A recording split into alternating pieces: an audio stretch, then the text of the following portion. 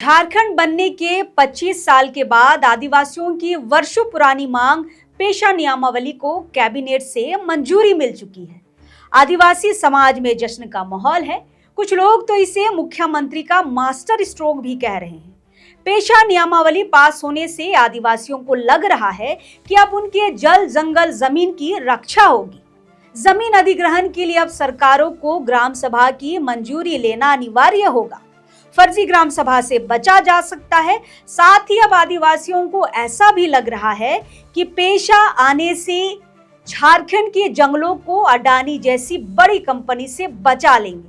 तो शायद आप गलत सोच रहे हैं। कैसे, आगे आपको बताते हैं। दोस्तों, देश के 29 राज्यों में से 9 राज्यों में पेशा कानून लागू है। उनमें से 10वां राज्य झारखंड है, जहां पेशा कानून लागू होने जा रहा है। झारखंड में पेशा कानून लागू कराने के लिए 29 साल लग गए, लेकिन असली जंग तो अब शुरू होगी, क्योंकि 5वीं अनुसूची के अंतर्गत आने वाले इन 9 राज्यों में, जिनमें आंध्र प्रदेश, मध्य प्रदेश, हिमाचल प्रदेश, राजस्थान, उड़ीसा, गुजरात, तेलंगाना, महाराष्ट्र और छत्तीसगढ़ है, उनका इतिहास उठाकर देख लीजिए। पेशा कानून रहते आज इन राज्यों में आदिवासियों की स्थिति क्या है और कैसे धड़ल्ले से इन राज्यों के बड़े जंगलों को अदानी अंबानी को आवंटित किया जा रहा है।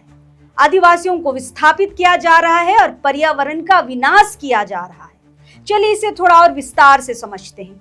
चलिए शुरुआत सिंगरौली से करते हैं, जो अभी के समय में देश की मीडिया में चर्चा का विषय बना हुआ है।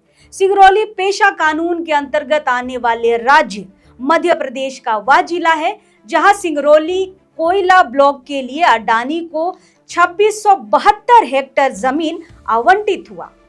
सिंगरौली में लगभग 6 लाख पेड़ बिना ग्राम सभा की अनुमति के मनमाने तरीके से काटे जा रहे हैं।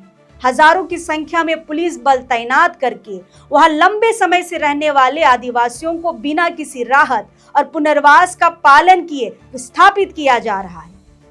तो सवाल तो बनता है कि कहां है सिंगरौली में पेशा कानून। छत्तीसगढ़ का हसदेव जंगल तो आपको याद ही होगा। छत्तीसगढ़ भी पेशा कानून के अंतर्गत आने वाला राज्य है। आपको बता दें कि कोरबा के हसदेव में कोयले का भंडार मिला है, जिसे केंद्र की सरकार ने खदान की माइनिंग के लिए नीलामी कर दी। यह जंगल करीब 1,70,000 हेक्टेयर में फैला हुआ है। जंगल से सटे आसपास के इलाकों में गोंड, लोहार, उरांव, कोरवा जैसे आदिवासी समुदाय के 10,000 लोगों का घर है, जो सीधे तौर पर विस्थापित होने की कगार में है। कभी न हार मानने वाले आदिवासी समाज ने जब जब इसका विरोध किया, तब तब पुलिस की बर्बरता का शिकार होते हुए लाठियां खानी पड़ी। यहाँ भी वही सवाल उठता है कि हसदेव में कहाँ है पेशा कानून। चलिए एक और पड़ोसी राज्य का उदाहरण देती हूँ।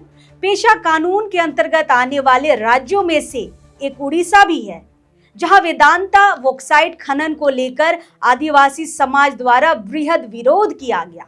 फर्जी ग्राम सभा, आदिवासी अधिकारों का उल्लंघन, पर्यावरणीय नियमों का उल्लंघन और स्थानीय समुदायों की सहमति के मुद्दे इस योजना के इर्द गिर्द घूमते रहे। आज भी आदिवासियों का विरोध इस इलाके में जारी है। इसलिए यहाँ भी वही सवाल उठता है कि उड़ीसा में कहाँ है पेशा कानून। इन सारे उदाहरणों को आपके समक्ष रखने का मकसद बस इतना है कि पेशा कानून लागू होने के बाद भी ऐसा ना हो कि यह सिर्फ कहने मात्र को रह जाए कि झारखंड में पेशा कानून लागू है, क्योंकि बाकी पेशा राज्यों में ना तो अवैध खनन रुका, ना जल जंगल जमीन बचे, ना ग्राम सभा मजबूत और शक्तिशाली बन पाया और ना ही आदिवासियों का विकास हो पाया। दोस्तों, इसलिए मैंने शुरुआत में ही कहा था कि भले ही झारखंड में पेशा नियमावली को मंजूरी मिल गई हो, लेकिन आदिवासियों की असली जंग अब भी बाकी है। अब आगे देखने वाली बात होगी कि झारखंड में पेशा कानून आदिवासियों के लिए विकास का रास्ता खोलेगी या बाकी पेशा राज्यों की तरह विनाश जारी रहेगा। इस रिपोर्ट पर आपकी क्या राय है, हमें कमेंट करके जरूर बताइएगा। और हमारी वीडियो आपको अच्छी लगी हो तो हमारे चैनल को लाइक, फॉलो, सब्सक्राइब जरूर कर लीजिएगा। चलिए जोहार रहेगा। घर और ऑफिस में है चोरी का डर, जायसवाल सीसीटीवी से लगवाए सीसीटीवी कैमरे। जायसवाल सीसीटीवी, कचहरी चौक, रांची।